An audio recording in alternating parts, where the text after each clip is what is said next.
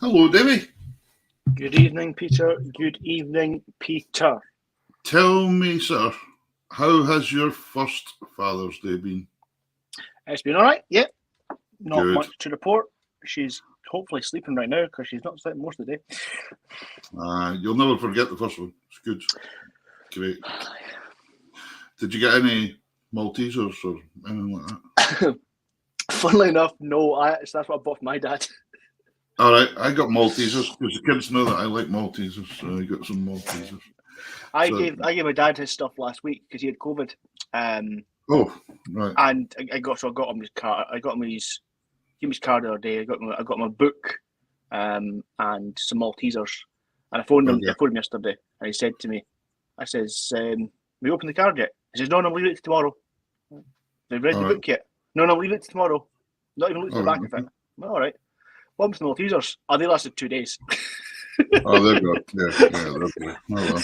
So, yeah. Well, ladies and gentlemen, welcome to the show tonight. This is Tartan Tunes channel. This is Scottish Sessions. We are wanting you to send us in comments whenever you can and let us know where you are. There's Derek Owen. I found out Derek Owen. I saw a picture with Derek Owen the other day with a picture with him with a piper called Davy Stark. And I used to know Davy down. He played with Forgewood Caledonia pipe band years ago. They were Forgewood Caledonia, and I think they got right up to grade 3. Anyway, they were winning everything. It was in the days when pipe bands had 8 pipers, and like 3 side drummers and things like that, wasn't it? As many as 3. Yeah, exactly. No 300 and all that. Yes, people. Mary, happy Father's Day to all. You're absolutely right. And ladies and gentlemen, please hit the share button and share it about for us, because the more shares we get, the more people see this wonderful show that is bringing you wonderful guests every week at 8 o'clock. And tonight is no exception at all. We have 2 fantastic guests for you tonight.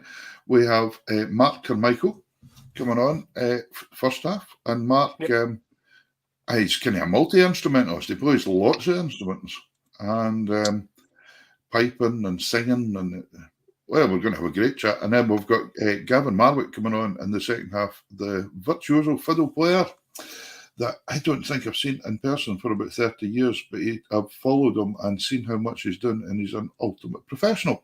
So you are going to have a fantastic night of chat and music. So please, mind, keep the comments coming in. Let us know where you are. We love it. We love to see where you are in the world. And if you've got any questions for us or the guests, just fire them in. So remember, we're on 3 Facebook pages. We're on Peterwood Music, we're on Tartan Tunes, we're on Tunes in the House. We're also on Tartan Tunes YouTube. If you want to watch us on the big telly, you can get us up the telly then in the living room. Wow. And then I just want to point out, to get me on the big telly, you will need a widescreen. You? Jeez, you need a wider screen to get me on it. Anyway, and then, what's the other one? We're on Twitter. We're on Twitter. We are. Twitter's fairly picking up. I've noticed more and more views on Twitter, so I don't know what's going on there. Anyway, fantastic. There's Edna. How you doing? There's Uli. Oh, my goodness. There's Uli. Uli McLeod for Pete and Diesel. How you doing, Uli? I think they were playing in Inverness or somewhere last night. Well, they were in the Highlands somewhere. Because I saw a wee surprise gig, wasn't it? Aye, a surprise gig. Yeah, that's the way to do it. Anyway, listen, here's a wee set of tunes for you to get you going tonight. It's 2 Shetland marches, really well-known marches. Shetland marches? Shetland marches. The first one is called The Headlands, and it was composed by the late Ronnie Cooper. Now, Ronnie's friend, that I knew very well, I never met Ronnie, but his friend told me when Ronnie wrote this tune, oh man, I'm going to have to demonstrate this now. Oh, here we go. Everybody knows this tune as a march, okay? Which goes like so.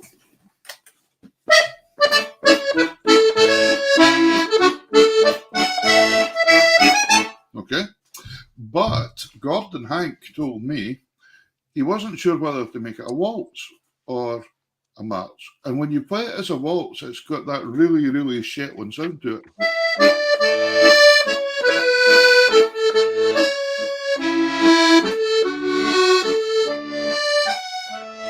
So there you go. Little story about the Headlands. Anyway, put this down. The second tune is by Gideon Stove. Gideon Stove was a very well-known fiddle player and tutor in the Shetland Islands, and almost wrote stuff on the kind of same themes as Scott Skinner did in Aberdeenshire, that kind of nearing classical stuff, well, his music. So it's called the Geysers March, and the Geysers, of course, are all the geysers that go about at Abhelia time doing silly things around halls. So here you are, folks. 2 Shetland, and I've got my pal Andy Kane playing the fiddle with me here. Andy's had for a wee tune, because we were down at Keith the weekend before, the 2 of us, and we had a great time there. So here you go, folks. Weekend before was last week. Oh, that's right, it was last week. Yeah, it was last week. Right, okay, here's a couple of marches.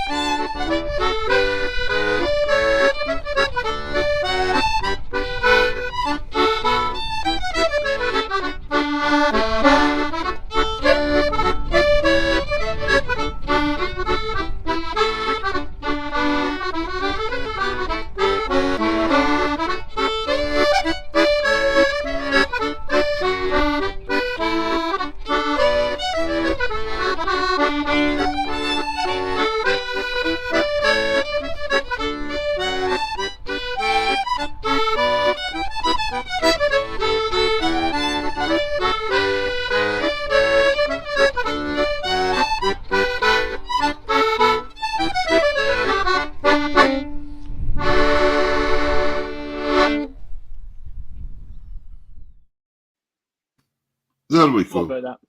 A wee couple of Shetland marches in my back garden. For now. For now. And my swimming pool in the background.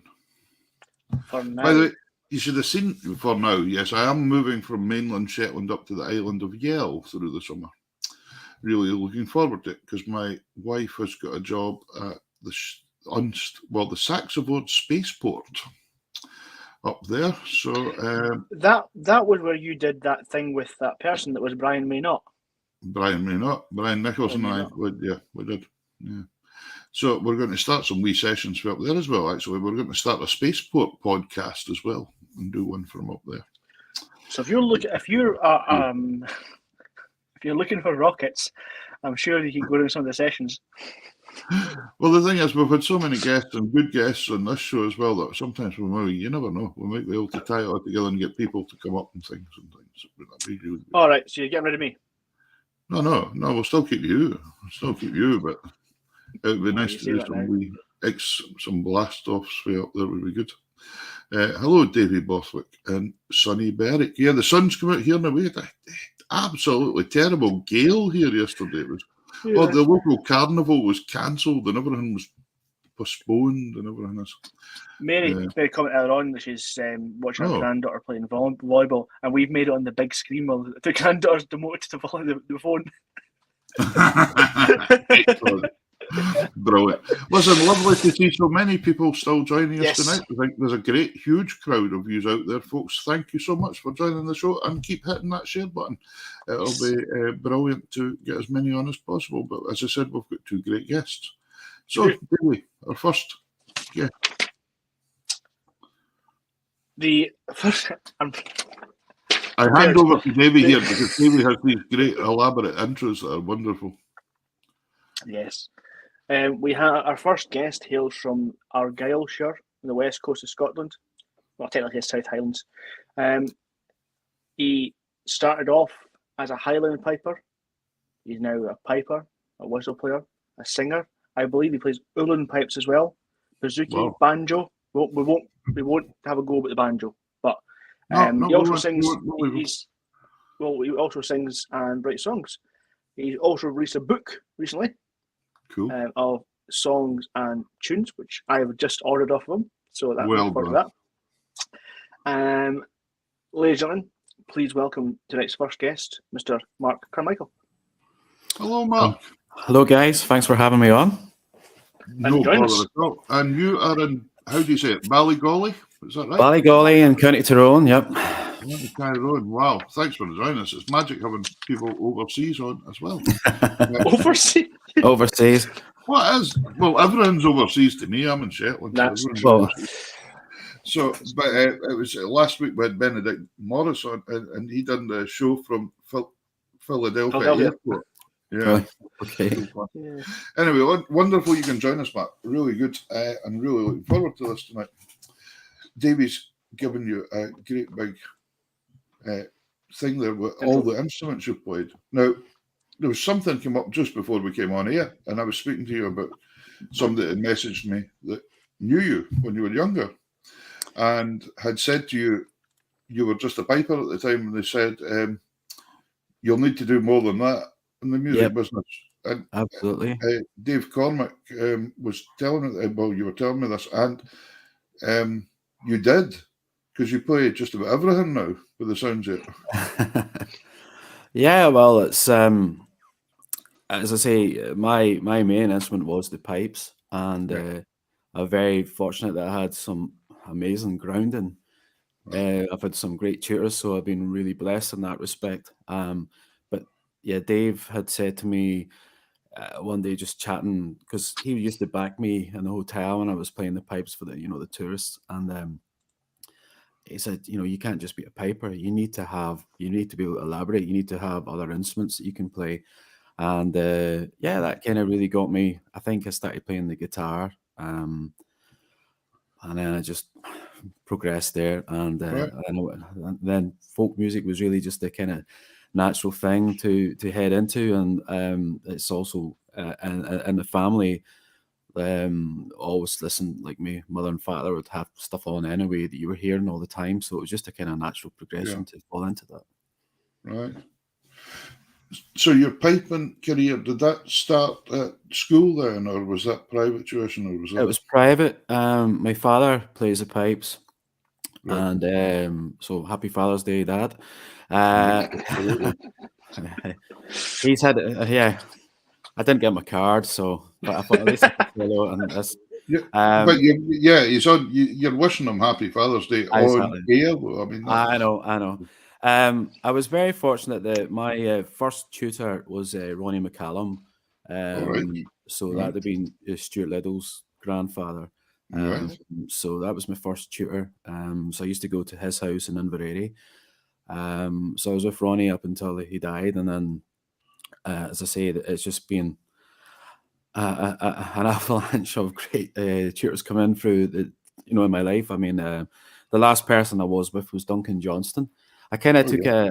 I used to do the solo piping, and then I stopped. When I got about 17, it was just I don't know, kind of lost a bit of interest. But then when I was about 22 or something, I decided to get back at it, and so I was at Duncan Johnston, and yeah, that was very memorable, and it was good to get back to the solo piping. But it's hard to do solo piping and do folks singing and all that stuff as well. It was just Yeah. you've got to be really dedicated, and I was for the time, but then once I proved that I could still do it, it was like, okay, I won't do it anymore. So Right. And then, did you ever do any pipe band work in your? yeah, well, the first band I played with was Helensburgh and District Pipe Band, so they were a grade 4, and it was great. And I've been playing in bands over here now in the North Island as well, and I Okay. teach piping in schools. But I think it was great because in that band particularly, you had to learn so many tunes, and that was great. Unfortunately, sometimes some bands, like I see here, sometimes they're only limiting to like the competition stuff, Yeah. whereas I at least had a broad spectrum of tunes I learned, and I'm Yeah. grateful for that. Yeah, it's a little bit sad, isn't it, when you see some of the bands that have got like 3 sets and a couple of sets of 6/8, and that's it. And that's Yeah. all they can play, kind of stuff. Yeah, but that's not everybody. I mean, I love the fact that in a lot of our grade 1 bands now that you hear them playing 4/4 marches, and Yeah. there's nothing better than a nice 4/4 match played well. It's just people kind of underrate them and think, oh no, you have to do all the jigs and reels and stuff, and that's fine, but you've got to be able to play the bread and butter stuff as well, like that people appreciate. And any tune should always be played well. That's the way I've always. Yeah, absolutely. Well, I think we're going to have a wee track here. There's Carolyn for Oxford. Oh. Who originally came for Peter Reid. Now there he is. Oh, gee, so where did the hair go? Exactly. I didn't know he was playing the pipes. Well, yeah. He's converted. Like, he's obviously telling me I could keep playing the pipes, but he's playing them now himself. Yeah, he's got one of these Blair chanters and things. He told me one night he's got one of these. What he didn't mention was accordion players need to play more than one instrument to be good. That's what it is. That's why Peter plays the pipes as well. So we're going to have a track from your band, Kyoto. Yep. And we're going to have Dancing Fire Queen. That's a song. That's your own vocal. Would you tell us a bit about the track? Yep. So the Dancing Fire Queen is actually a song that I wrote in this very room that we're in just now. So it's about really reflecting on the past. That's really what it is. And I don't know how I came up with the title Dancing Fire Queen. I have no idea, but I have the big stove, which is not on, but that was on, and just watching the flames flicker, and that was it. Came into a song. So fair enough. Let's go for it. Enjoy.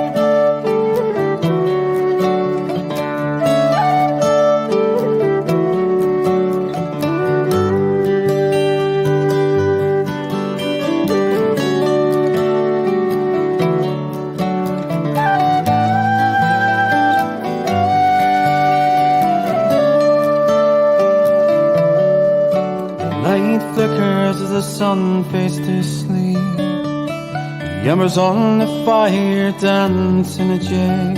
The fire creates light that resonates the room, creating shadows that form creatures must glow in the moon,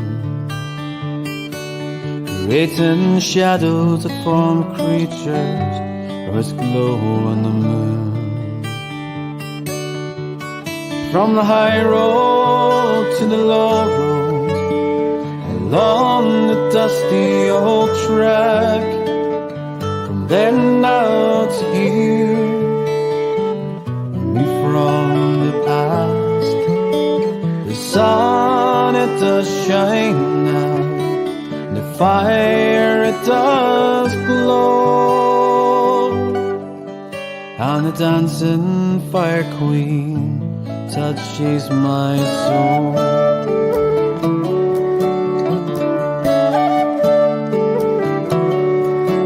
There I sit as the dancing fire queen. There's beauty and order like the sun on a stream. They drift away from now to the days of my past, as the fire queen sends me to my distant past, as the fire queen sends me to my distant past. From the high road to the low road, along the dusty old track, from there now to here, I move from the past. The sun, it does shine now, and the fire, it does glow. The dancing fire queen touches my soul. The bells ring out, awakening me from my dream. The bells ringing, awakening my soul. The bells ring out, awakening me from my dream. No longer do I see the dancing fire queen. No longer do I see the dancing fire queen.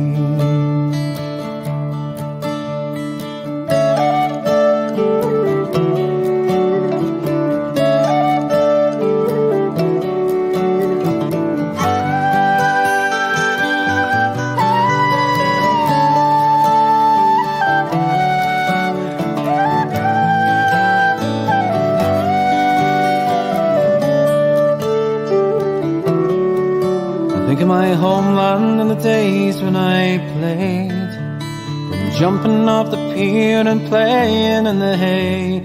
Memories appear clearer, and I'm standing there, feeling the breeze around my soul and embracing the air, feeling the breeze around my soul and embracing the air. From the high road to the low road, along the dusty old track, from there now to here, me from the past. The sun, it does shine now, and the fire, it does glow, and a dancing fire queen touches my soul, and the dancing fire queen touches my soul.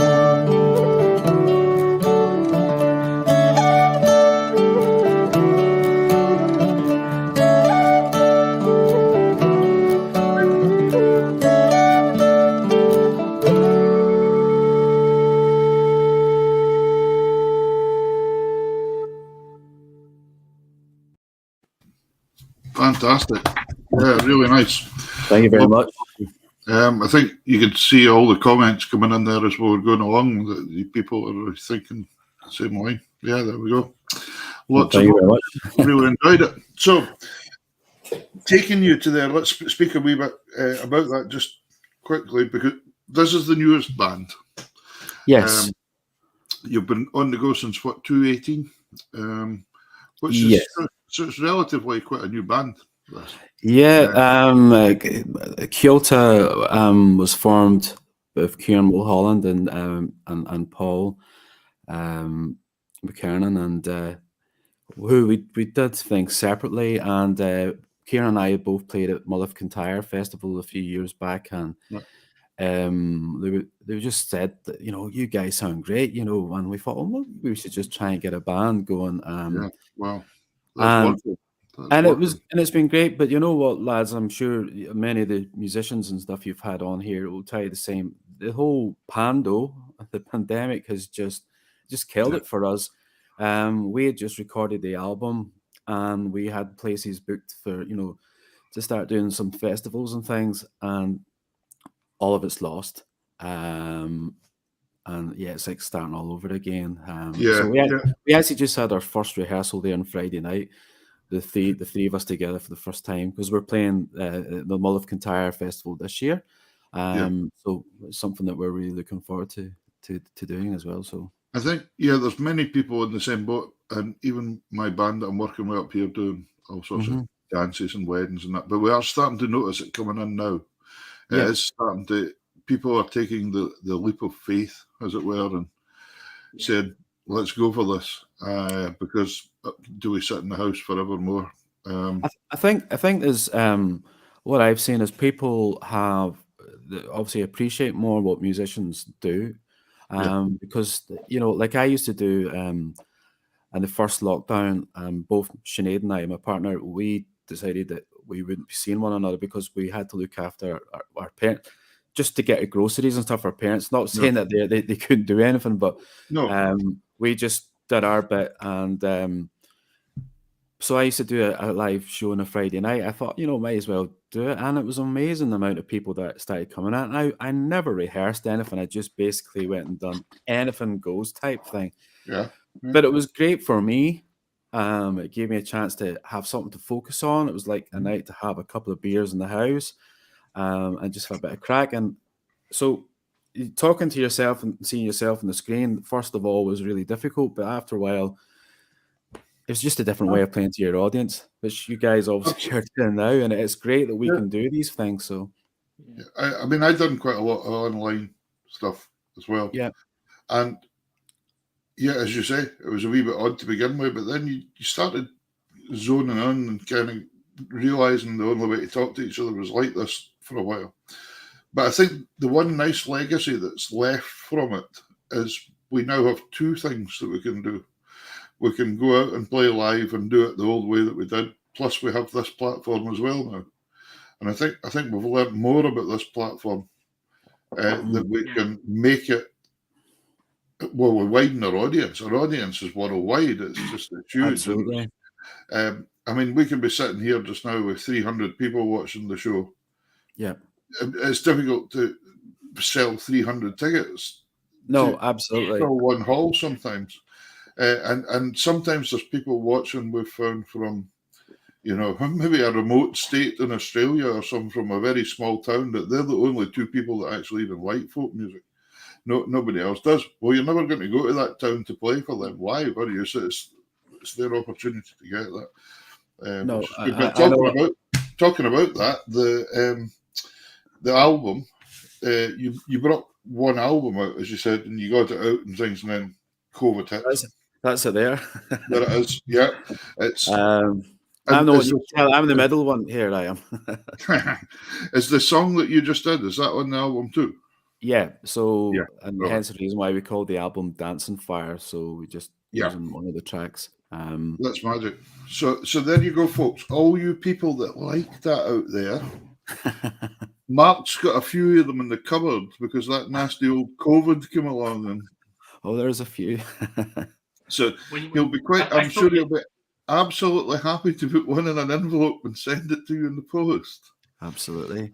So if you jump on the website when there. we're talking about the album there, Mark, I thought when Peter said you released one, I thought that was the one you had left. We've got at least one. You could have a bid for the last one. And also for people as well, if they wanted to sing along with that song in particular, they could buy this book, which is called Dalriada. And so this is then the Irish, if I remember rightly, as a title. And I thought, what a great title to use, because it really takes in my home area of, from Tarbert and Loch Lomond, from that area, and then into like the north of Ulster. That was the kingdom of Dalriada, and so hence the reason the title. So this has got the book has got a collection of tunes, and the tunes aren't just for Highland pipes; they could be for the whistle and different things as well. So they're not all written with the embellishments as in the piping. And then you've also got songs as well here that I have composed. Yeah, right. So, and then I'm in a process of putting all the kind of songs that I've done onto like a Bandcamp or something that people can then access. Yeah. That'll be the summer project. Now schools are coming to the end because I teach in schools, teach piping and whistles and guitar, and that's great. That's a magic job. I teach the accordion in the Shetland schools. That's my full-time job. Brilliant. So I like you. I've got 2 weeks left, and then we're on holiday for a wee while. Unfortunately, we're flitting house this summer, so it's not going to be quiet. Yeah, you were saying that. But that's that. So, but we'll speak a wee bit more about the book as well in a wee while, because I want to do that. Yes. Davey, have you got something lined up on the turntable here? I do. I have a pipe track. We have the Little Spree. Okay. So tell us about this, just for the the Little Spree. I'm a great one for the Pabroch, and being brought up with the tutelage I had, it was just you had to do it.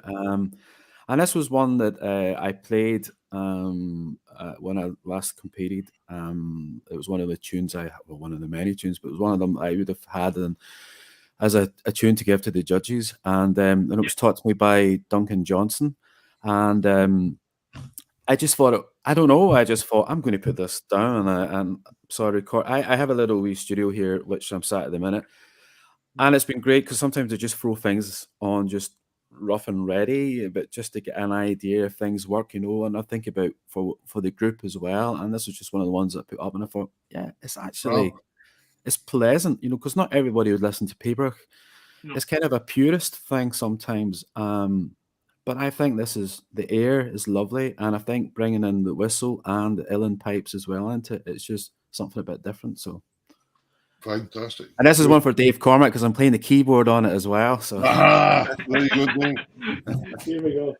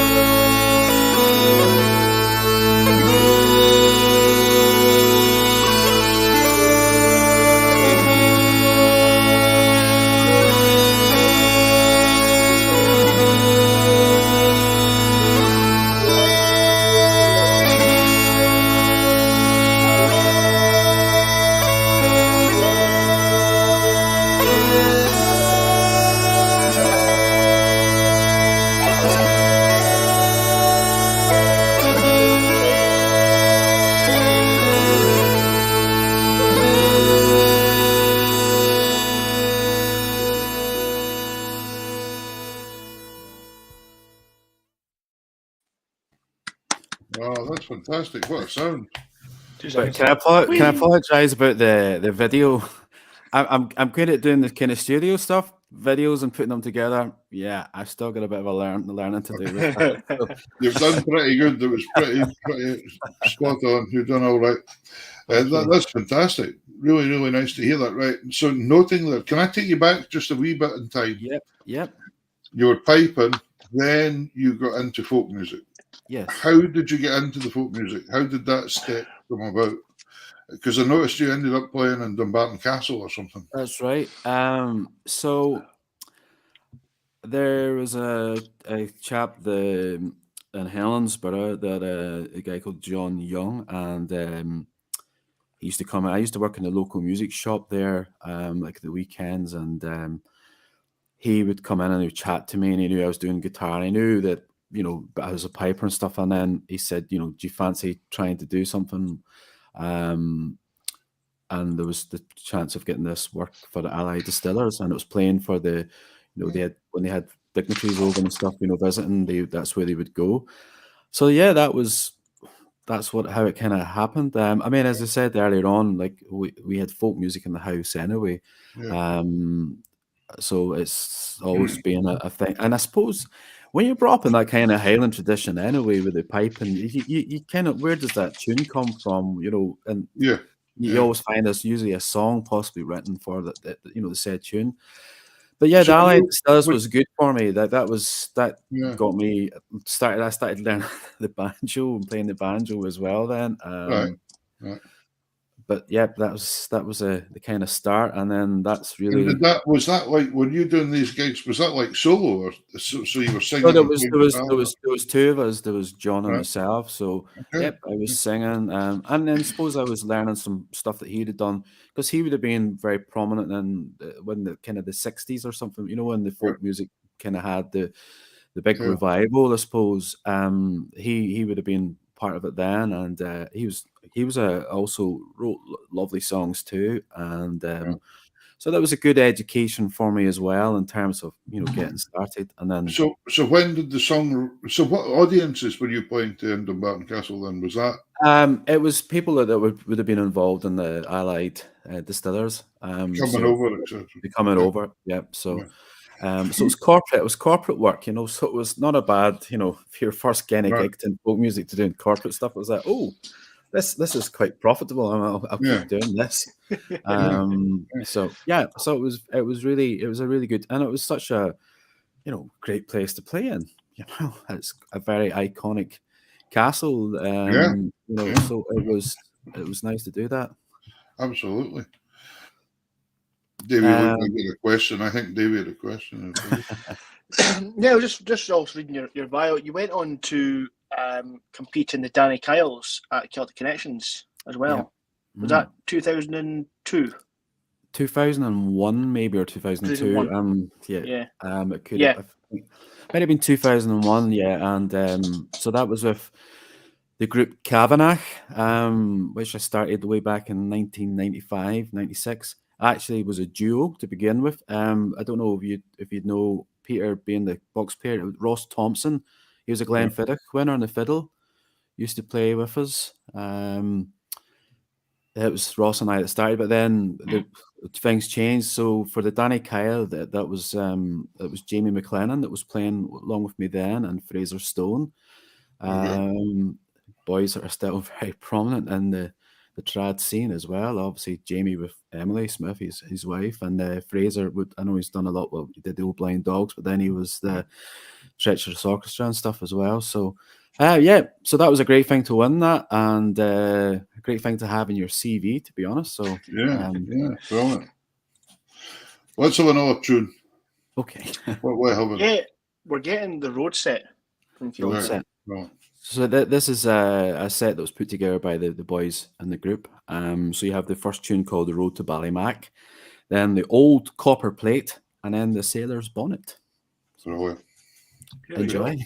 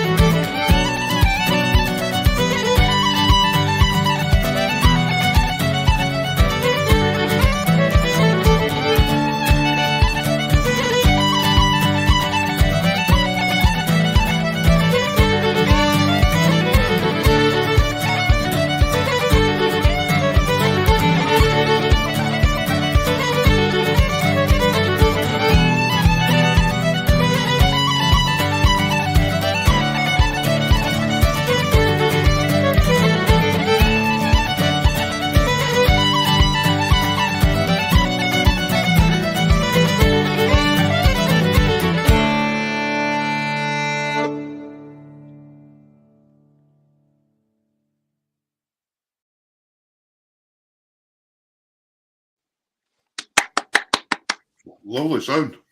What are Thank you you. eating? A catty Scotland. A good man. I got caught there. That sounds brilliant. I liked Ali Meek's comment there. He said, that looks like a right old set of Uilleann pipes. Yeah, I think I'm sure. I think they are. Paul. Paul that plays in the group. Paul's I think if I remember right, he's an 8-time All Ireland champion. 6 Oh, wow. playing the Uilleann pipes and 2 with it was a wee group with his sister or something. So he's like an amazing talent. He's a really awesome piper. As you hit on earlier, well, including the CD, you've got the CD out, but you have got round to putting a lot of work into putting your book together. Yeah. And your book is a compilation of songs and tunes as well. Yeah. And not just tunes even for pipes, but for general instruments. Yeah, absolutely. Across the board. What came first when you were writing stuff? What age you started at? Did you write tunes first, or did you? Yeah, I wrote. I kind of started writing tunes when I was maybe 11 or something like that. I probably. Yeah. There's a tune actually in the book that I wrote when I was at school, for secondary school, that I was asked to write. It was for Brigadier Alistair Pearson, who was the Lord Lieutenant for Dumbarton, and he was very much involved in things in the school, and so I was asked, could I write something and play it for him as well. So that's actually the tune is actually it's a very heavy 2/4 march. So I've been writing for a long. I think I've constantly got tunes going through my head, like and songs. I think probably when I was maybe 16, I probably started getting into maybe writing the odd song. Boy Meets Girls type thing. I think writing in a traditional way is, I think, a harder thing to do. But did you have big influences from anyone on your songwriting? I suppose a lot of people, the Corries, huge influence on me. I loved listening to the Corries.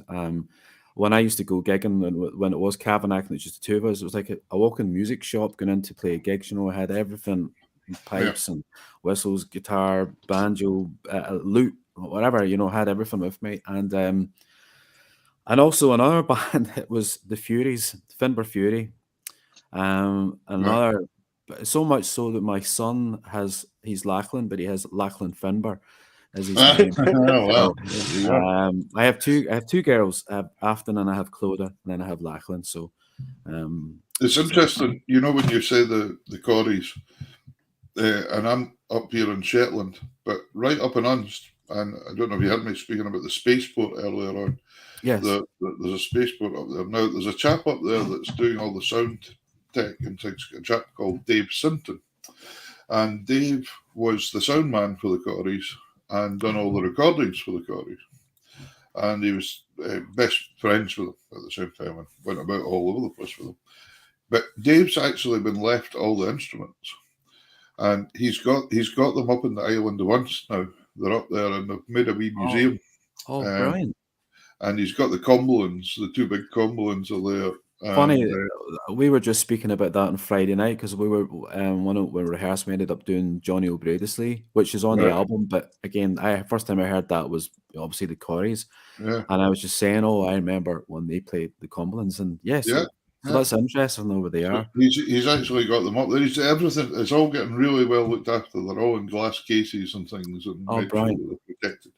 And he's got all the original recordings and all the programs for every concert they played at and all this kind of stuff. I mean, they were just amazing. And Roy Williamson was just an amazing composer.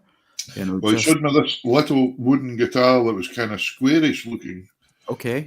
Dave showed me, and he said, "That's the tune that's the wee guitar that Roy wrote Flowery Scotland on and played it to me one night." And I said, "All right." Good. How iconic is that? Yeah, I know, because we all think of Flowery Scotland and think, but Flowery Scotland is huge. I wish I'd written it. That'd have been all right, it wouldn't have been bad. You'd be able to afford the diesel. Beautiful. So there you go. If you ever make it over here to Shetland, head up to Unst, and all the Corey's instruments are in one big room. I'd love to get to Shetland. I mean, I'd love to get playing everywhere now. If now things are opening up, I'd love to get about and start playing again places and get back to my home turf as well. So yeah. So you said a wee bit. You played with some of the Irish pipe bands over there. Who did you play with over that way? Well, the first band I played with was the Howard Memorial, and so they were a grade 2 band. So yeah, and I've played with a couple of others. But yeah, I just find pipe bands. I like listening to them, but I just can't. I used to get nervous about it. I'd rather be playing myself in front of thousands of people, and then I feel totally in control, or in my own group. But sometimes I just didn't like it's just the stress of everything having to be. If you made a slip, that could be enough to make it, everything fall for people. So fair play to the guys that do it. Plus the expense of it as well. It's just that's right. Nobody pays you to go to one of these things, do they? That's just and having children, you've got. I have to, I have lots of stuff I have to do with them as well. So it kind of makes it difficult. So David, you'll soon have all this if you're obviously a father. So he's got that. Indeed. See that smile he has just now? I'll soon be wiped away. All right. On that note. All right, go on. This is a good one. That was a good link. I was thinking this link, and you've just beat me to it. Go on then. We're going to get you on the whistle next. Yes. And we're going to hear a Gaelic tune. Now, Peter's really good at the Gaelic, so he's going to go with the title of it. Okay. Momaha. Is it Momaha? Momaha, Aline, yeah. That wasn't bad, see? Yeah. My lovely mother. Davey, I've been practicing my Gaelic, so it's when we get nominated for the Trad Awards next time. If I can speak a bit of Gaelic, I think we've got a better chance. Well, there you go. Yeah, this is Momaha Aline, the tune that I wrote especially for my mother, and so I'm sure you'll enjoy listening to this tonight. So this is for all the mothers, because they're all on Dad's Day. That sounds good. For all the mothers on Father's Day. Oh yeah, exactly. Here we go. Keep it all in.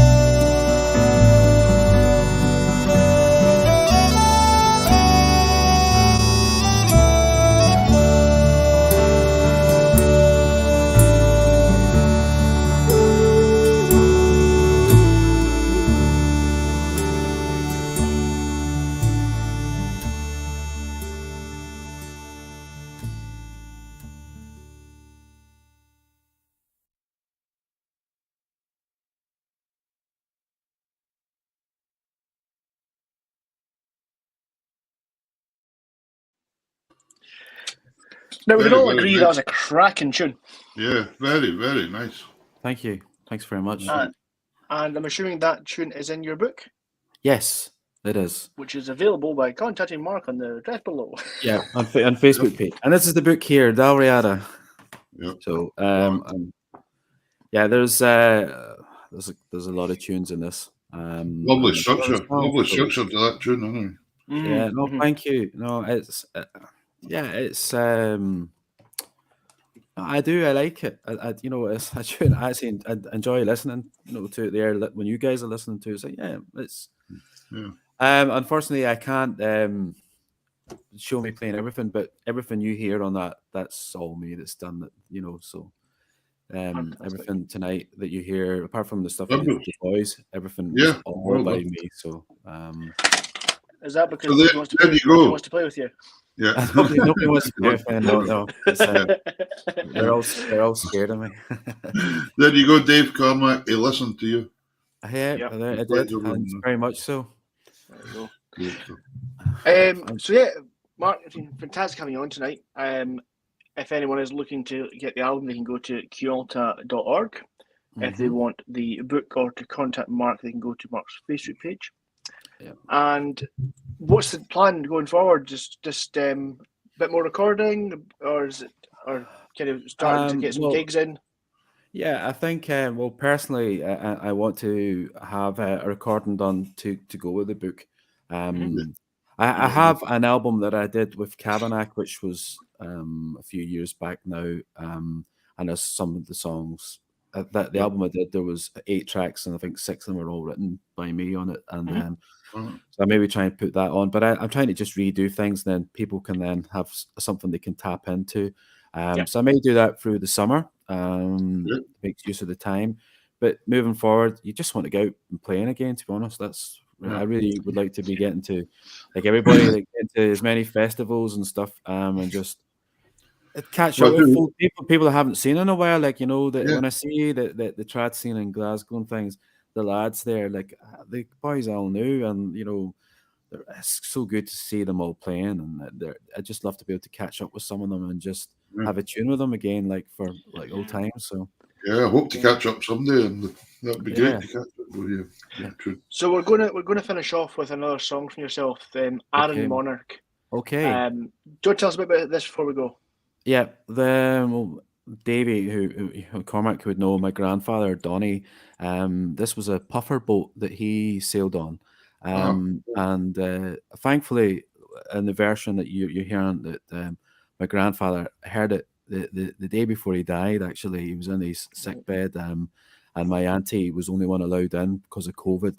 She was only one allowed in, and she played some music, and so he got to hear. But we had discussions about the boat. So yeah, the song is called Aaron Monarch, and it was a puffer boat that served obviously in Scotland, but came over here as well at Belfast Loch as well, delivering stuff. So yeah, I'm proud of this one. Just one thing to remember, folks, when Davey was announcing all the different links that you can go to get the book and the CD and that. Remember, all these shows are recorded, so do panic about forgetting the addresses or pencils and paper or anything. You can always go back after the show and have a look back and find it that way. Looking forward to this track. Thank you. So yeah, as I say, say simple, Pierre. On we go. I was going to say, Mark, thanks again for joining us, and give us a shout if you with anything, and we'll certainly share it for you. Yeah, listen, lads, thank you so much for having me on the show. I appreciate it, and thank you to the audience as well for all the nice comments that I see. It's very much appreciated, and brings a tear to the eye when you see all that. So thank you very much. There you go. Thanks very much, Mark. It's been brilliant having you on. Thank you, sir. Okay, all the best. Thank you. All the best. Thank you very much.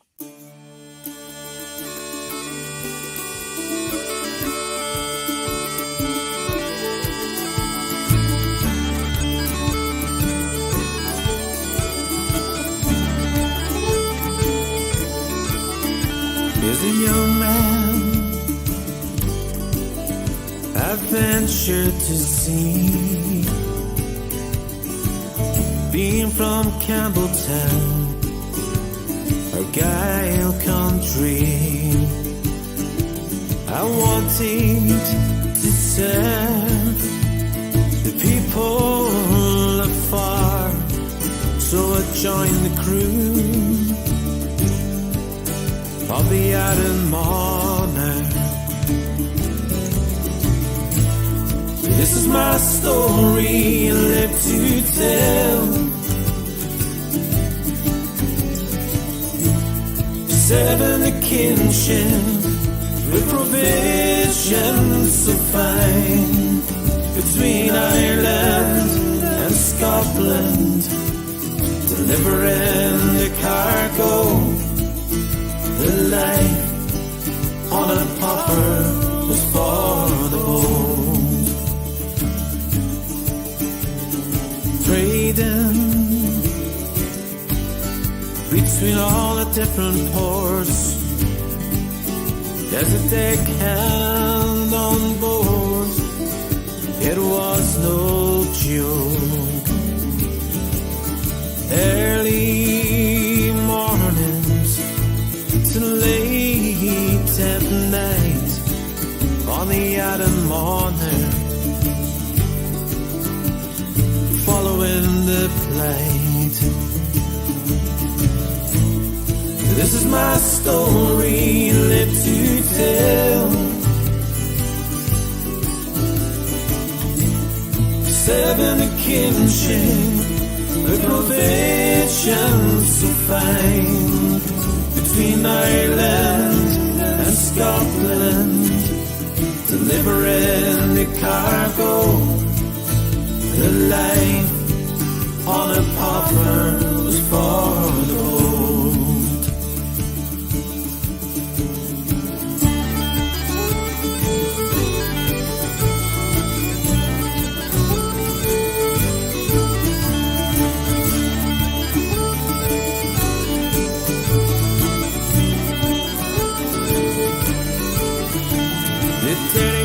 Front, it's shifting the loads from livestock to crates of whiskey, all stored in the hold. Early mornings to late at night on the Adam Monarch, following the plight. This is my story, live to tell. 7 a kinship, with provisions so fine between Ireland and Scotland, delivering the cargo, the life on a popper was for the gold.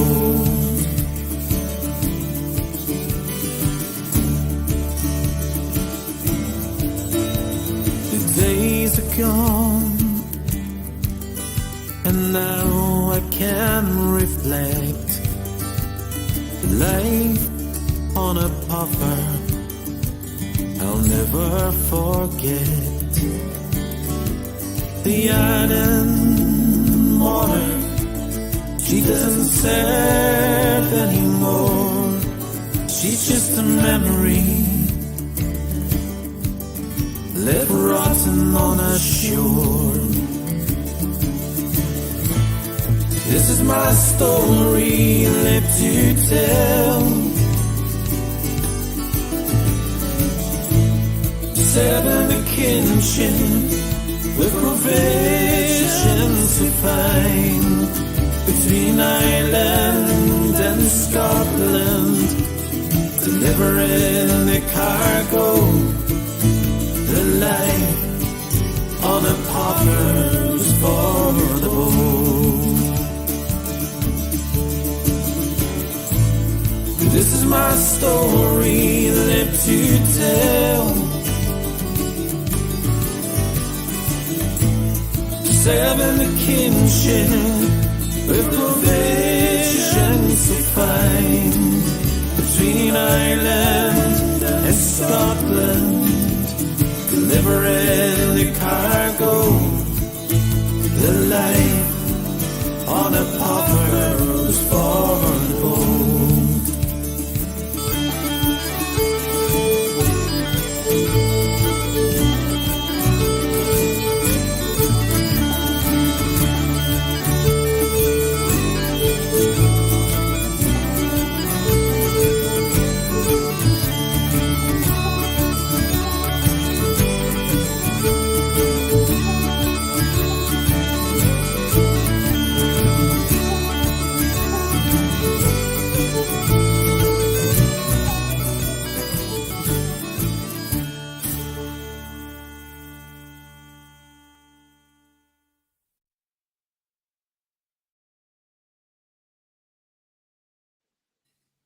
And there she was at the end, the puffer. Fantastic. And I always remind. I mean, well, I think of puffers and that, and when you go back to Parahandy and all that stuff. But it's true, the stories that a puffer could tell would be fantastic. Mm-hmm. Be pretty cool. Maybe not all of them airable. But pretty good. No, magic. That was fantastic having Mark on. Really, really nice. Very, very good. I feel it. And there you go. Paint a picture. That's what you want here. That's exactly that. Ladies and gentlemen, we're not going to mess about too much here because we're going through time already.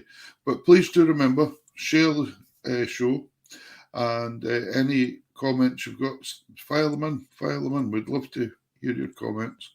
And if you want to speak to the guests or anything, just pop something in and we'll look at it for you. We'll certainly, as long as it's reasonable, we'll let that go, won't we, Dave? We will, yes. Yes. Right, Davey. Who's our next guest? I did the last one. You do this one. No, come on. You're good at this. I look forward to you doing these. It's always, I like the way you do them. It's very good. We have one of the finest fiddle players and band namers in the business. Yep, that's good. I don't think you've ever said band namers before. Band namers is really hard to say, actually. Band That's namers. really quite cool. What more can I say? Here is Mr. Gavin Marwick. Hi, Hello, Gavin. Welcome. Good to see you both. Thank you. Yeah, nice to be on the show. Yeah, brilliant. How are you getting on? Gavin, you're in Galloway. You're down in Dumfries in Galloway. Yeah, down in the south. When I knew you 30 years ago, you were up in Edinburgh. Yeah. No, I was born, brought up in Edinburgh. Yeah. And I moved down here maybe 15 years ago. Oh, wow. Yeah, that's a while ago. Yeah.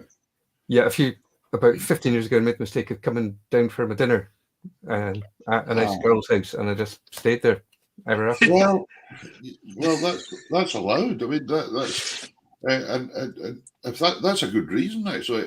Was it the dinner or the girl that kept you? Was she a very good cook as well? Actually, she is. Yeah, no, she's a best of both worlds and best of both worlds. To be fair, that's the reason Peter's still in Shetland.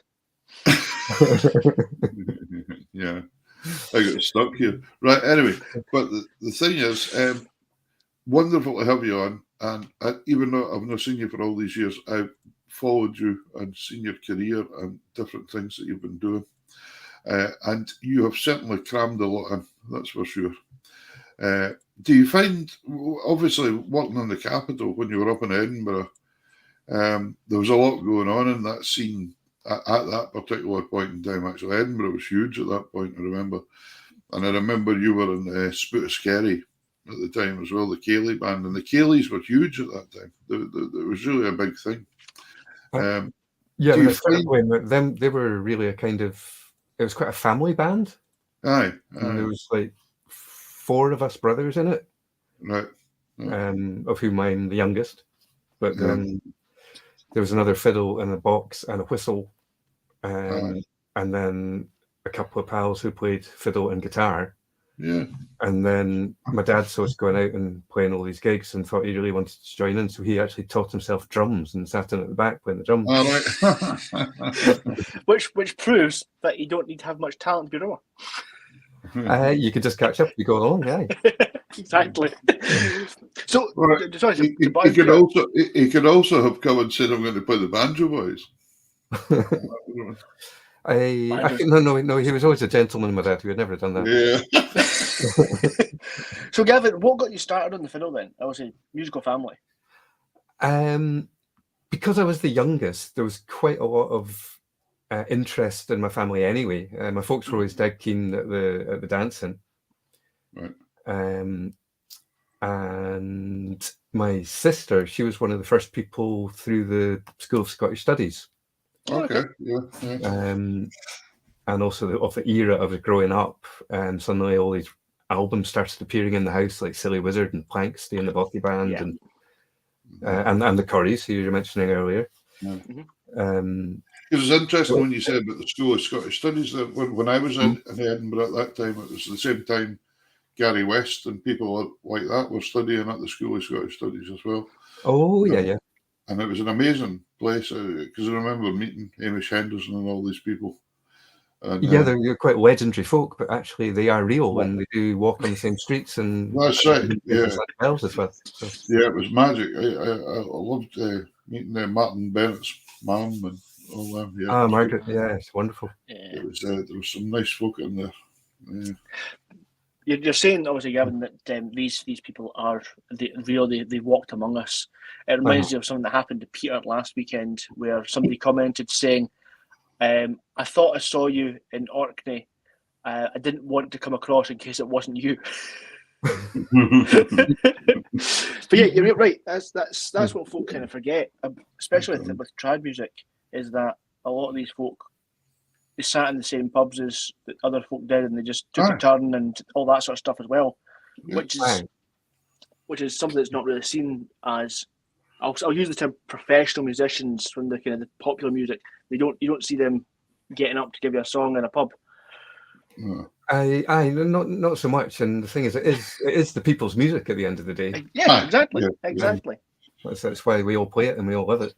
Yeah, the thing we borrow and then pass on. Yeah, good. Exactly. It's good. So we're going to have a wee obviously- track. Are we having a wee track? Yeah, we'll Switch talk it. track. Just the phone at home. Yeah, go. We're And going to then have we the can Firelight Trio, Yeah, brilliant. which is your new group, isn't it? This is actually a trio that we put together during lockdown. Mm-hmm. We tried our hands at online jamming software. Yeah. Which is a program called Jamulus. I'm sure other software programs are available. We're not the BBC, we don't care. Advertise what you want. It's really clever, and it kind of tries to match up the audio you're putting out with the audio that everyone else is putting in, and it finds a middle spot. But the thing is, you're always just a bit late, right? Even if it's just microseconds. So rehearsing slow stuff was fine because there was a bit of time to adjust. But if you're playing a fast thing, it really slows down really quickly. Okay. So that was quite difficult. Yeah. So because we were isolating, we did some of the rehearsals online, and some of the rehearsals, myself and my partner Ruth went up to Edinburgh where Phil lives, with a gazebo in case it was raining, and set it up in various parks, and just kind of got together and then played tunes and then dismantled it all and drove away again. Yeah, so it's myself on fiddle and Ruth Morris on nickel harp, and our pal Phil Alexander on accordion and piano. Brilliant. Let's have a listen. And what you're going to see here is a couple of tunes by Phil. Perfect. Let's have a listen.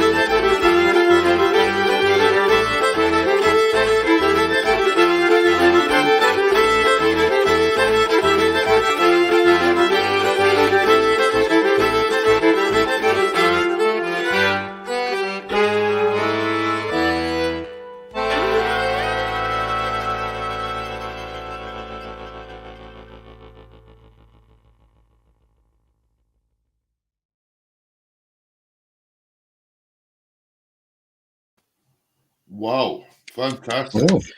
Really It good. actually looks like you've got the easier job, Gavin, with the 3 instruments. Yeah, I was noticing some of the comments coming in there saying that looks like a complicated instrument, and I was thinking, which one are they talking about?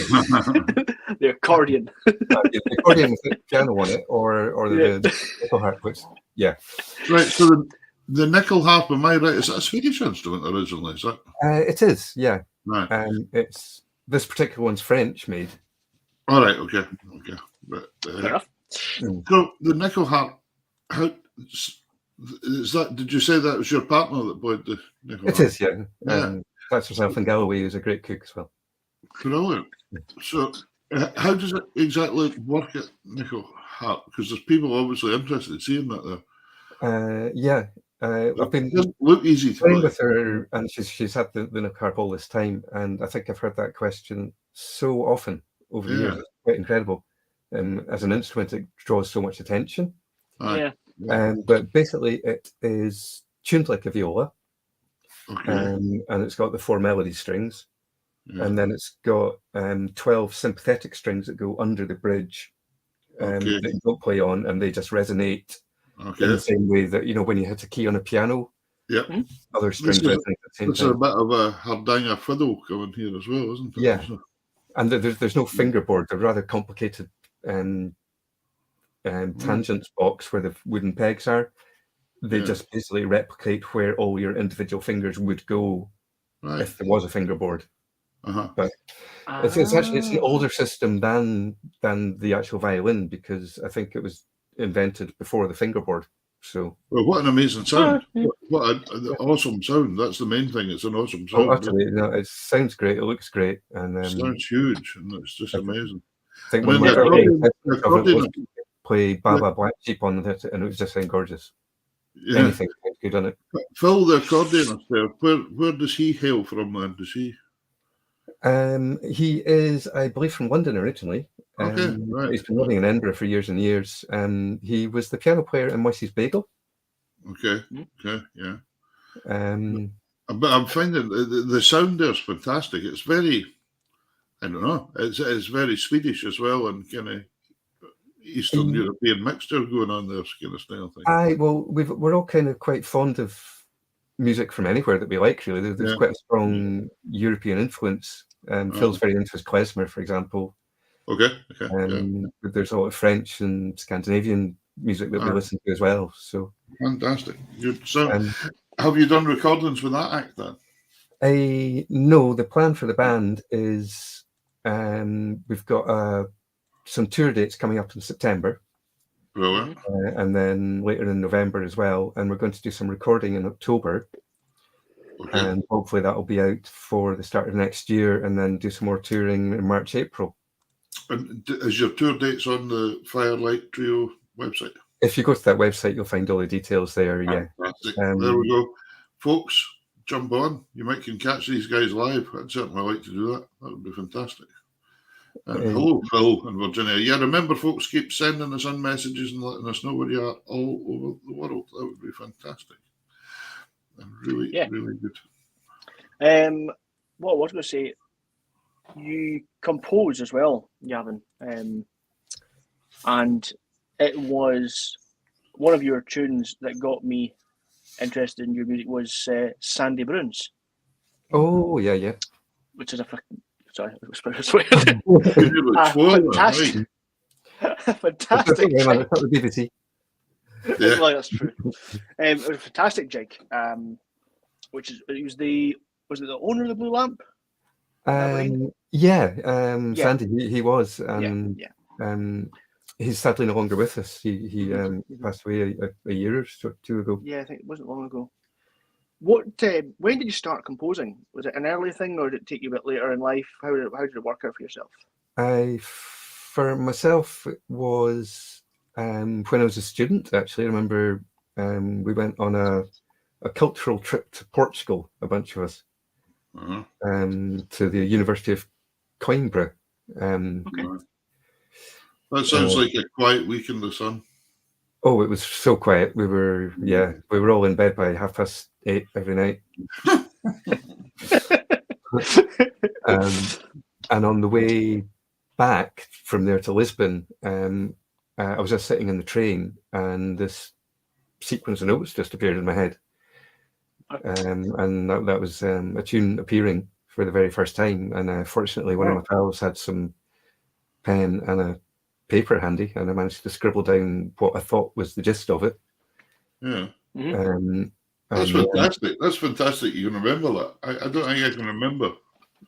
Well, That's great to remember that. It was quite an amazing experience, really. Yeah. Just something suddenly appearing there. So that was a thing called Portuguese Train, which is why did I call it that? I can't imagine. Yeah. Well, that's it. It's interesting though, because you have released a book. I have of 200 original tunes. Shall we? Yes. I've not worked out where my camera is. It's there. David's got one. Yeah. I'm the only one. I'm trying to think when I'm going to have to get myself organised here. I'm the only one that's not got one. And we can sort that out, Pete. Don't worry. Yeah, I'll be in touch. You released that in 2014. We were very lucky to get a Creative Scotland grant to help support it. And the plan was to do a tune book, a double album, of some of the tunes in it, and to start a band. And you would be the people who recorded on the album. So the band became Journeyman. Journeyman's what I use as a kind of catch-all term for if I'm releasing an album. It's Journeyman is the name of the label, and it's the name of the band. It's the name of the book. It's keeps everything nice and organised. Branding sort of thing. Yeah. Yeah. That leads us on to our next video, which is Balkan Red by Journeyman. Oh, wonderful. And I'm just reading the notes you sent me. A flexible big band lineup of musical pals from various parts of the country has been between 3 and 12 on the stage. In this particular extract, you're only getting 10, but if you're going to be on stage with 10 folk, these are probably 10 of the folk you'd want to be on stage with. Yeah, well, exactly. We're going to mention the keyboard piano player, Mr. Bob Turner, who is sadly no longer with us. He passed away. Was it end of 2020? It was, yeah. He was a great guy, Bob. Succumbed to COVID. Yeah, it was the COVID man. I played with him for about 20 years. 20 years. Were you up, Gavin, at the Orkney Folk Festival about 5 years ago? Were you at that one? Was that the year Kelly Minogue did? Yeah, I think so. Because Gregor was there as well. Bob at that. Yeah, so that was the last time I saw him, but he was a great, nice guy, Bob. Yeah, no, he's a real lover of life and a funny man. And very, very funny man. Great choice of chords. I was lucky enough to kind of see him play with Karen Hanna quite a few times. Oh, of course, Dundee. Yeah. So, but just so we're going to have Balkan Red. You want to tell us about the track? Balkan Red was a co-write between myself and Brian McAlpin, who we were both in Iron Horse at the time. We'd just come back from a gig in Slovenia, and that had been an amazing experience. And we were just sort of trying to imagine what kind of music we might have heard if we'd got further into the Balkans than we actually did.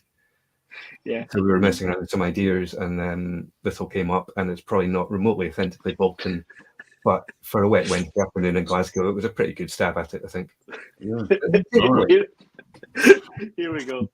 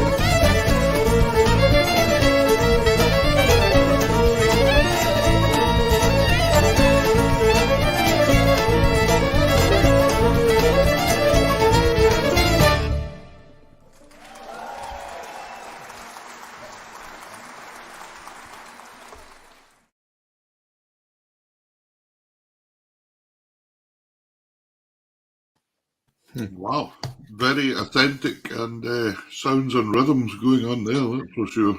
Oh, it's good fun. It's a long time since we've had the actual big band out. Yeah, I've forgotten what it is. It's like being in the middle of a juggernaut when they're all going at it. I bet it is. I bet it's a sound. I'm going to have to show that to my wee girl Grace tomorrow, actually. She'll be sauteing on with a wee small saxophone there. Oh, No, yeah. it's Fraser playing.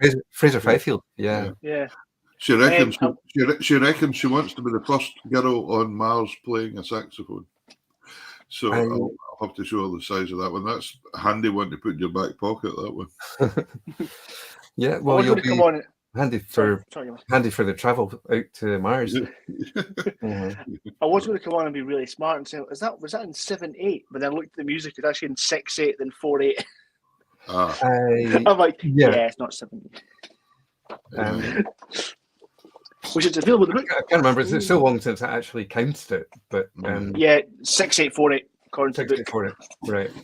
No, going back to the composing, but you've also composed for a lot of different things, like genre. Like you've been composing for television and what was I reading earlier there? You for stage work, for instance, as well. You've done quite a lot of stuff. Yeah, there's been a lot of theatre shows. Yeah. In about 1996, I did the first one, and it was for the Travers, and the artistic director there was a fellow called Philip Howard, and he was there for many years. And because the Travers is a kind of new writing theatre, Philip was always really encouraging for new folk to get involved in theatre and develop their skills. Right. Which was absolutely wonderful for me. I did about half a dozen shows for him there. Oh wow! Yeah, that is great then. So the first one must have went quite well, and they asked you back another 5 times then. Yeah, that was awesome. Yeah, certainly, yeah. Because the first one was an experience in. I decided I would record it all myself, and I went through 3 different recording devices, trying to get this blinking music ready for, and then it turned out it had to be done on a mini disc anyway for the show. All right, okay. And on the night before, I just took this carnage of broken tape machines and ideas to Pier House, and he let me in, and I did an all-nighter and managed to get the whole lot done just before the first show. Gosh, is Pier House still there? I'm not sure it is. And if it is, I remember I recorded one album there years ago. Gosh, I'd forgot about Pier House. Yeah, Pete Hay, wonderful man, and he made the desk himself. Yeah. So there was more idiosyncrasies in it than I would ever have got my head around. Yeah. I remember it was great. So did you find how did that come? Like, how did you work that then? A theatre for music? Did they basically say, "Here's a play or whatever, we want you to write music and inserts here or whatever"? Is that how that worked? Or? I mean, generally you get a script and there'll be a director who's got a few ideas of things they want, and you kind of read the script and respond to it in your own way as well. Right. And work ideas up and try and work up the ideas that have been suggested. So it's not necessarily like continual music right through the whole thing. It'll just be coming in and out, whatever. No, you can really overdo it. Less is more. Less is more. And it is a different thing to doing kind of normal band work, because there's not a lot of underscoring and. Sounds really interesting, though. Yeah. I love the challenges of having to kind of represent emotion and geography and narrative and just try and mesh all these things together into something that makes sense. I think the next track we're going to listen to, am I right? This has got a bit of theatre in it, hasn't it? It does, yeah. This is from a project featuring Dumfries poet and writer Tom Pow. And this is your Galloway quartet, the Galloway Agreement, which is yourself, Ruth, Stuart McPherson on double bass, and Wednesday Stewart on harp and vocals. Yeah, we've been putting this little show together again, kind of over lockdown and a wee bit before then. And what's really exciting is that we've got we're going to be part of the Made in Scotland showcase at the Fringe this year. Mm-hmm. All right. So we've got the last 2 weeks of the Fringe at the Edinburgh Storytelling Centre between 3 and 4 in the afternoon. Fantastic. And we're all dead excited about it. Tom's a poet. He's worked a lot with Wendy doing kind of a bit of poetry and a bit of harp kind of evenings. Yeah. And then we got Ruth involved, and it became a bit more developed as underscoring. Yeah. And then they got all of us involved, and it suddenly just grew arms and legs, and we got a lighting design, and a director came and gave us some sort of stage movement. Okay. And it's just growing into this show. So what this little video is, it's not one track. It's a kind of promotional rough guide across the show. Great. Fantastic. So you'll see what the little snippets. And you've got a note here saying, "Did you know? But for the first time ever, more people are living in cities than not in cities." Yeah. The show is called The Village and the Road, and it deals with Tom's been very interested in the migration of peoples from villages across Europe. Mm-hmm. You'll know yourselves, whether you're in Shetland or whether you're in Italy or wherever you are, villages just don't have the same level of population as they used to. No. And that's because everyone's now living in the cities. And we've actually gone over that marking point now where more folk are in cities than not. Let's have a listen. Let's have a go. You don't gather flowers on the open road for the open road. You gather stories for such times as you have need of a bouquet, or to tell to yourself when darkness falls and the faces of all the flowers turn black.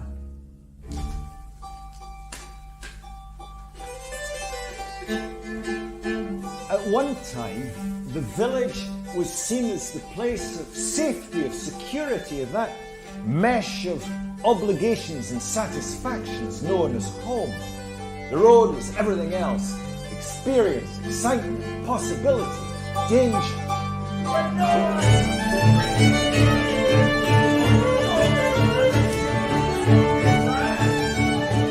There are no children to harvest their fruit, but these fruit trees don't tire of giving. Gangs come from the town, strip cherries till the trees are bare.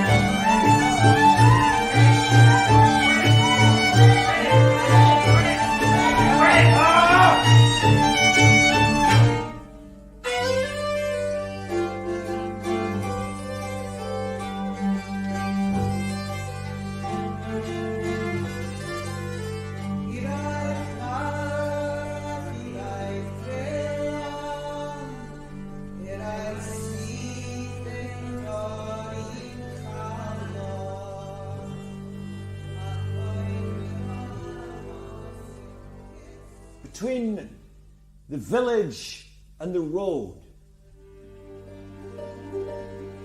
a moon of golden broth shining in the darkness,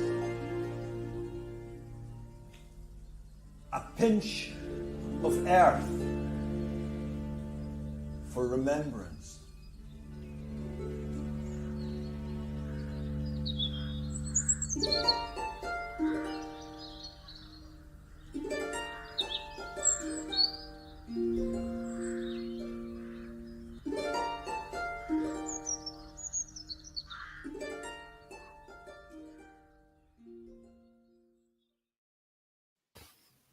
That looks fantastic. Yeah. Yeah. That's so good to have something so different on the show. Wonderful. Mm-hmm. No. It's a bit more kind of left field, I guess, but it all fits there. Yeah, absolutely. So, as you mentioned, you're kind of coming in with a bang and playing at the Fringe in Edinburgh this year between the 17th and the 29th of August at the Scottish Storytelling Centre. That's at the bottom of the Royal Mile, isn't it? Is that right? It's kind of around the John Knox house. So Yes, it's just above the Jeffrey Street junction. That's the one. And that's from 3 to 4 every afternoon, except Monday the 22nd. Yeah, that's the day that we all get to catch up on our beauty sleep. Super. That's all on your website as well, I take it, all these dates? That's all on the Galloway Agreement website. Yep, magic. Great. So there you go, folks. Right. And as we said, don't worry, just watch back and you'll get the web addresses, etc. But I'm sure it'd be great if you could go along and support these guys. That'd be good. Yeah, but as you mentioned before, we're obviously doing stuff for theatre, etc. You were commissioned as well to do a one-off show for the Facing Galloway Arts Festival in 2018. Yeah, that was a nice opportunity.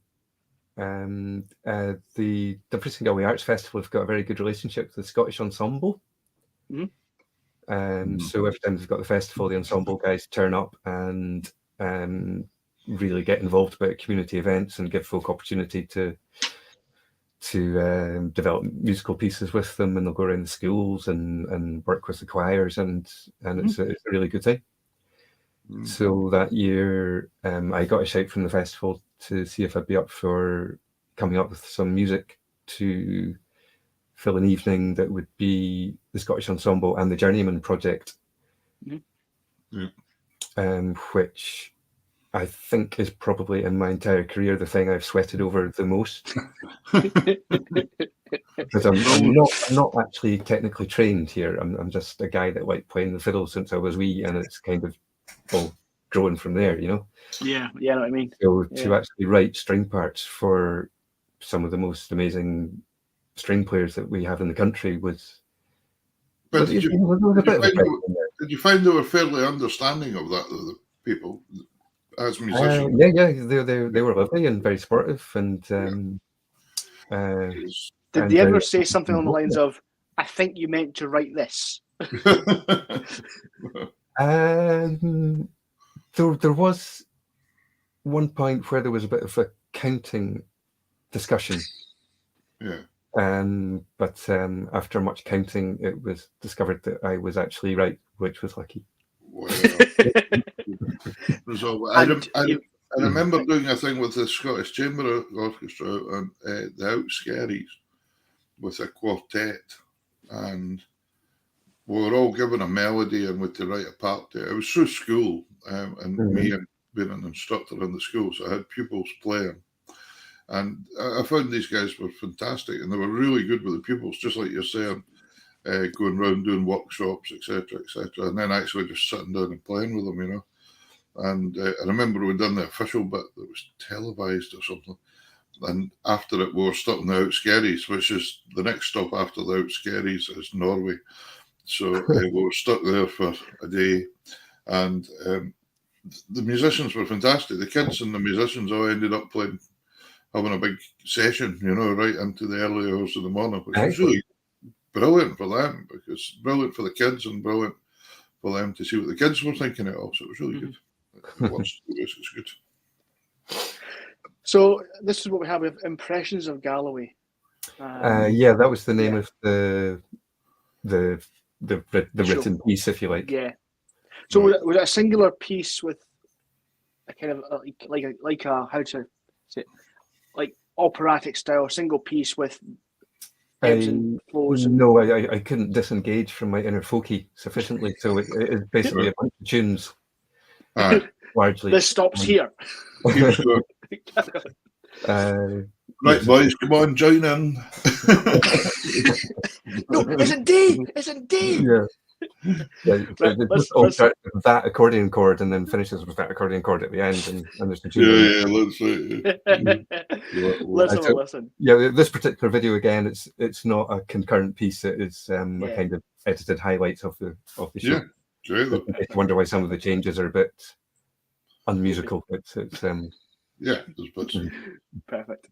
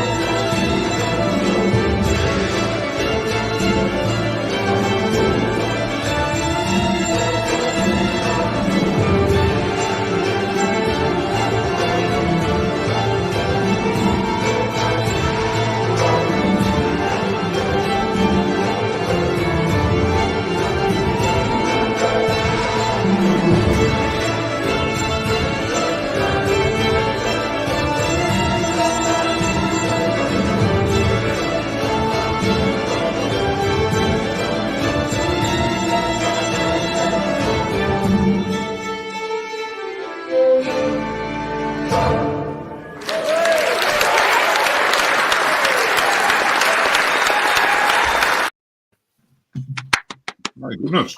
That's right. Yeah, that must be a massive sound to be involved with when you're in the middle of that. Utterly, yeah. That was a total one-off, unfortunately. We've not managed to put it together again since then. I like the way we're seeing all the old guests we've had on the show and things. Gavin's got these massive bands, so there's a good chance for somebody going to be in there. Have you had Fraser on? We have, had Fraser on, and we had Angus on as well. And Jen? We've had Jen Butterworth? Yes. Yes, we've had Jen on. Yeah. I was going to say we have had all of Blazing Fiddles on now. Yeah, we managed to get all one at a time eventually. We had to wait to get Rory because he was having a baby. So. Well, not him personally. Yeah, it's always safe dealing with those guys one at a time because it just gets exponential when they're all there in the room. Yeah. That's very, very true. What was I going to say to you?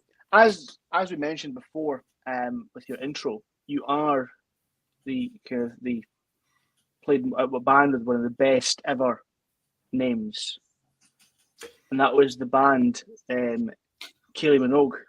Hey.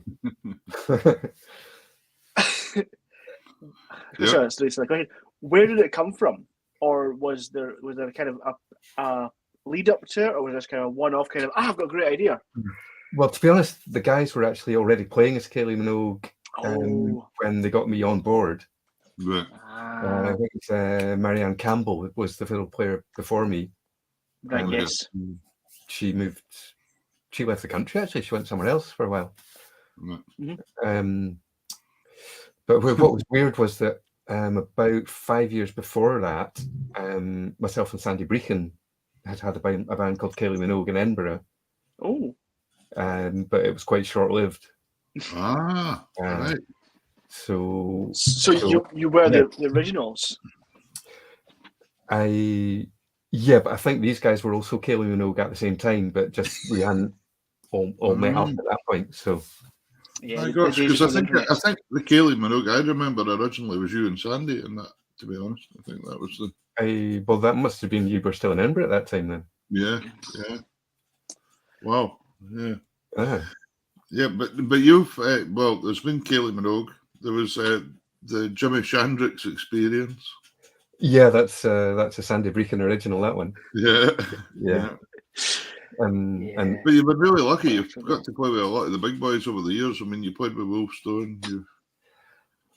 It's been quite a roller coaster, actually, and nice to be able to look back at all these things.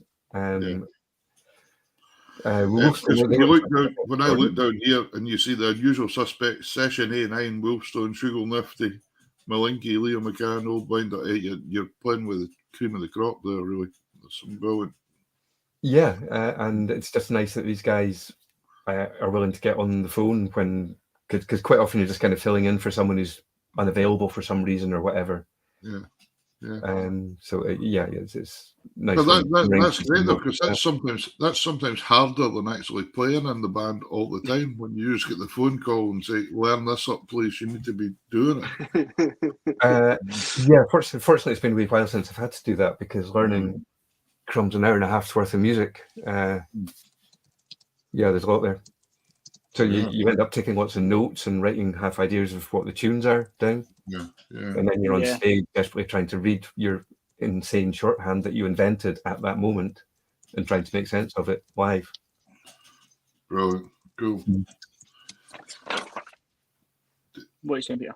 I thought you were looking like you were going to say something. I saw you typing. No. I was just trying to find a decent. Yeah. So, Gavin, what for the future then? Before we finish off, what's big plans? Well, the plan is really to emerge in the autumn. These shows at the Fringe, that'll be hopefully the start of work being work again. You know. Yeah. We've got that, and then we've got the tour with the Firelight guys and making the album and stuff. Brilliant. I've got more plans for recording next year, which aren't utterly finalized yet, but I will let you guys know Please do. Yeah, please do. If you do, because we'll stick it on our pages and all that as well. And remember, folks, to follow Gavin on his page as well, and in the website.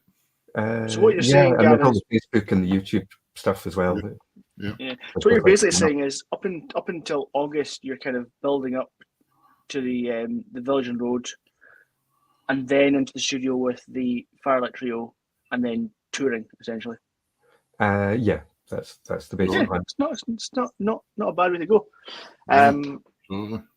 Yeah. Well, first fingers crossed that we can afford the diesel to tour with, and I know. feel they've got enough spare cash that they can buy a ticket to come. But yeah, that's right. And then you can buy a fish supper, hopefully. Not in Shetland though.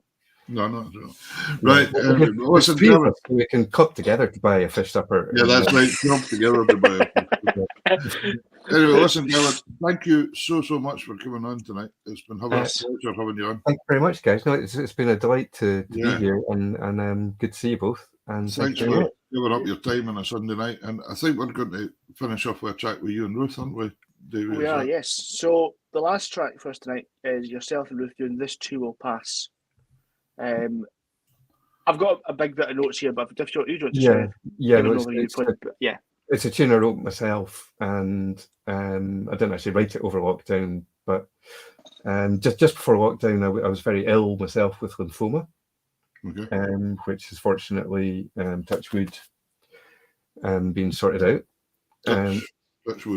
Touch wood, absolutely, yeah. And then we were straight into lockdown as soon as the chemo stopped. So we've had this sort of whole long, weird, strange time at home, and everyone's been in the same boat, really. But and we did this tune as a video for Bruce McGregor's Scotland's Big Session. To encourage folk to learn tunes. And it's called This Too Will Pass, and a lot of folk got onto it, and it got a bit of a kind of pandemic anthem about it, just in a kind of hope for the future, you know? Good. And I think I've just managed to finish talking before it's so dark in this room that you won't be able to see me anymore. It's tomorrow's the longest night in Shetland. 21st. Oh, what date are we on? 19th. Oh, it's 21st. Sorry, yes, it's Tuesday. Still Tuesday. But I guess up in Shetland, you've just got the same day now for 3 days anyway. So. Yeah, it's still. You can see out the window. It's still pretty daylight out there today. It's not too bad. Time zone. Cool. But listen, Gavin, thank you so much. Thanks for coming on. An absolute pleasure. No, thanks, guys. And hopefully see you in the flesh before too long. That'd be great. Yeah, absolutely. And enjoy your flight up north, man. Thanks. Okay.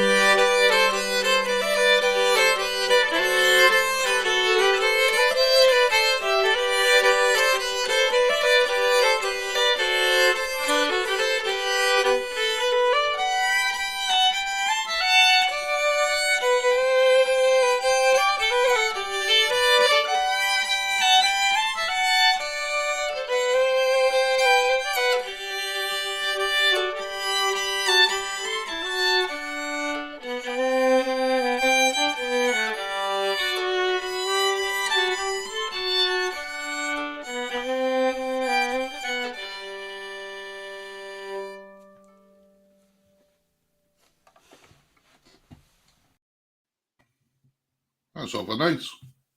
Awful nice. Fantastic. Good. Before you just really up here, Gavin sent me a message there asking, in the Corries Museum, you've been to, haven't you? Yeah. Is the massive Baran there?